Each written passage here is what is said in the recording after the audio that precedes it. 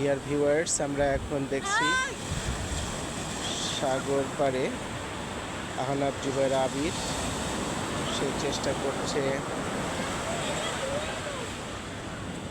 সাগর থেকে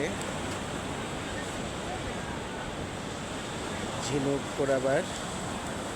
আমরা কক্সবাজার সি বিচের সুগন্ধা পয়েন্ট থেকে আমরা হাঁটতে হাঁটতে চলে এসেছি লাবণী পয়েন্টে, এবং এই লাবণী পয়েন্টে আমরা আসলে দাঁড়িয়ে বিশাল সমুদ্রের জলরাশির যে গর্জন, সেই গর্জন আসলে আমরা উপলব্ধি করবার চেষ্টা করছি। কোথাও এক ফোঁটা বাতাস নেই, তারপরেও কিভাবে এত বিশাল ঢেউ সাগর তীরে আশ্রে পড়ছে, এটি নিঃসন্দেহে বিশ্বের বিস্ময়। এইখানে লেখকের কলমের কালি কিভাবে এটাকে ব্যাখ্যা করবে আমরা আসলে জানি না।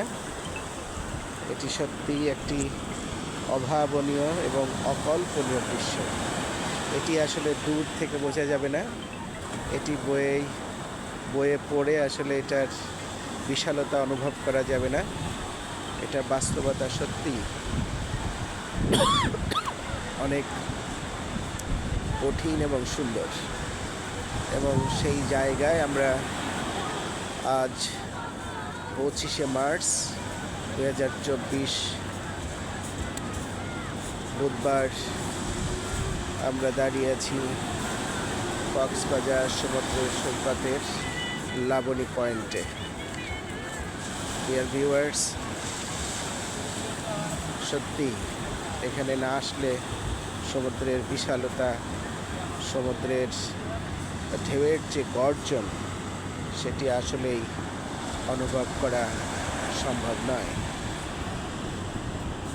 ধন্যবাদ সব।